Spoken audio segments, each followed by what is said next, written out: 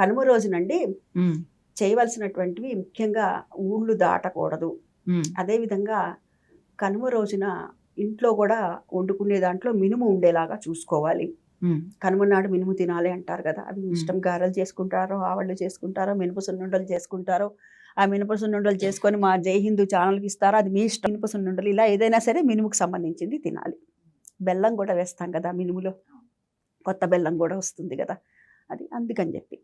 కనుమ రోజున చేయవలసినటువంటి వాటిలలో ముఖ్యంగా కనుమ నాడు కాకైనా కదలదు అంటారు. కనుమ నాడు ఎక్కడికి వెళ్ళకూడదు తల్లి. కనుమ రోజున కొన్ని ప్రాంతాల వాళ్ళు, అన్ని ప్రాంతాల వాళ్ళు కాదు, ఆ రోజున ఖచ్చితంగా తల స్నానం చేస్తారు వాళ్ళు. అంటే మనము తలంటు పోసుకున్నాం కదా ముందర, తైల అభ్యంగన స్నానం. కొన్ని ప్రాంతాల వాళ్ళని ఎందుకంటున్నానంటే, కొన్ని ప్రాంతాల వాళ్ళకి, నాకు తెలిసి గుంటూరు కృష్ణా జిల్లా వాళ్ళకి లేదు ఇది సంప్రదాయం, కానీ కొన్ని ప్రాంతాల వాళ్ళు మటుకు తల మీద నుంచి పోసుకుంటారు ఆ రోజు. కొంతమంది తలంటు కూడా పోసుకుంటారు. ఎందుకనంటే వాళ్ళు చెప్పే మాట నేను అడిగాను, ఎందుకు ఇది అని అడిగాను.